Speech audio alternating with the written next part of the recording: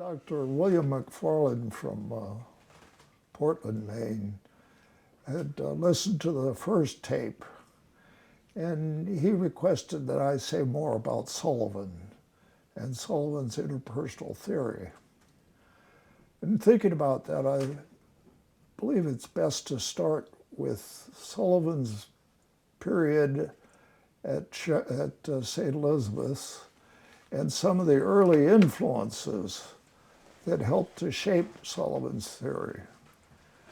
When he came to St. Elizabeth's in 1920, he was rather inexperienced in terms of psychiatry, had rather little training, but he had the exposure of William Melanson White, E.J. Kempf, and Adolf Meyer and others. And also I wanted to mention that Jacob Marino was a psychodrama originator, and he had been connected with St. Elizabeth's. And I noticed in one of his books and in one of the introductions, he used the term interpersonal, inter-personal. And this was around the time that Sullivan was there. And I rather think that Sullivan lifted the term from Marino, but then he ran with it. He early on was connected with William A. White and the American Psychiatric Association, and White got him placed on a committee of the APA that had to do with the social sciences. And this led to his exposure to some of the leading social scientists at the University of Chicago. I would especially cite George Herbert Mead, whose book, Mind, Self, and Society, contains many of the thoughts and ideas that Sullivan took to develop his sense about the self and the self system. Sullivan's ideas certainly started out with some Freudian orientation, but then he shifted and began to develop his own lingo. This was very much like Adolf Meyer, who also was one of these people who developed his own vocabulary. For instance, Meyer would speak about the ergasias and thymergasia and parergasia and so forth. None of that ever caught on generally in psychiatry.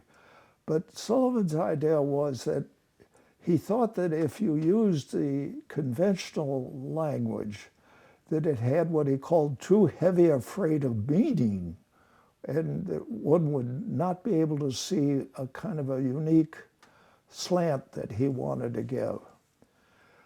He focused largely on his theory of anxiety. He was thinking that people develop what he called the self-system, that their concern was about their sense of security, and that anxiety would be anything that interfered with that sense of security. What we call defenses, he used the term security operations, which reflected his interest that one was interested in trying to maintain one's sense of self-esteem.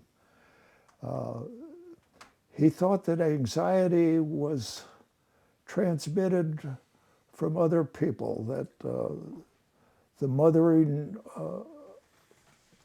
of the infant was the beginning of a way of educating or teaching, not that the mother set out to do that, but that even out of her own awareness in many ways, her interactions with the infant would convey either a sense of security, as support, and a good feeling of good self, or it might reflect some sense of unacceptability, of leading to a sense of bad self. So that Sullivan thought that in the interaction, that for instance, if the child became angry and this was upsetting to the mother, the child would learn to avoid expressing that anger or manifesting it. Similarly, if there were any hang-ups that the mother had about the child's sexuality or genitality, the child, having conveyed that anxiety to the child would learn to avoid that or behave in a way that did not make the mother upset about it. So Sullivan thought that anxiety, except in its minor, smallest amounts, tended to interfere with one's functioning.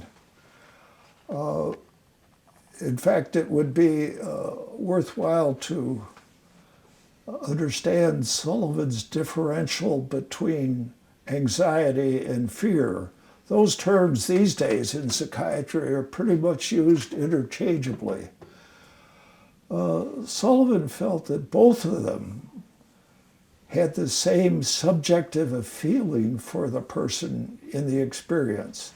They might experience butterflies in their stomach or a headache or a tightening in the throat, some tension, usually in the body, that reflected both fear and anxiety.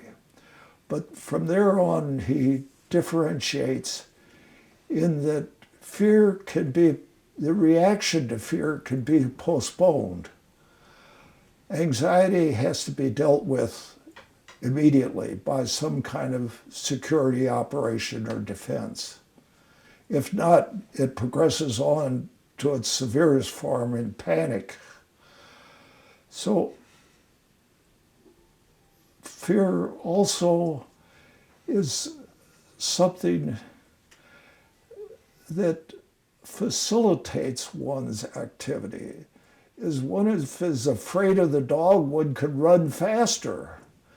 But if one has anxiety about the dog, one will be uncertain whether to run or to stop or to go right or left, or that one's function is impeded.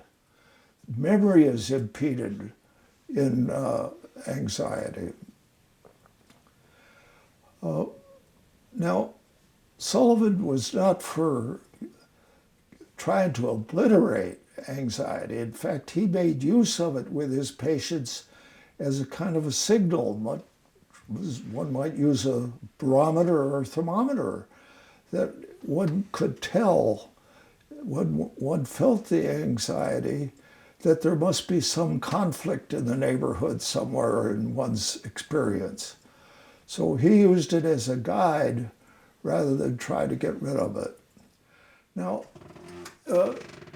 in addition to the good me and the bad me, he postulated what he called the not me. That is, one's reaction to the anxiety is such that one could not integrate it, one could not accept it, one dissociates it.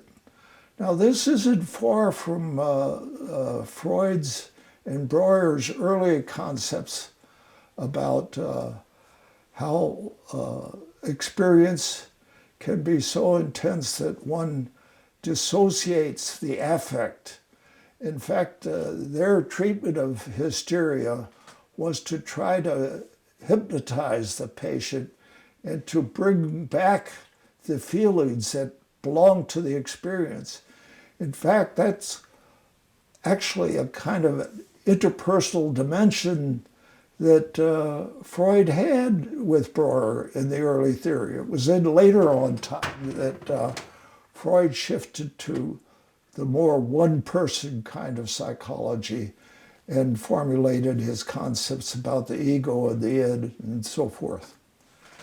Now, Sullivan was getting away from those things because he felt that one could not observe the ego or the id as such, or superego, that one sees the effects behaviorally and experientially in the interpersonal setting.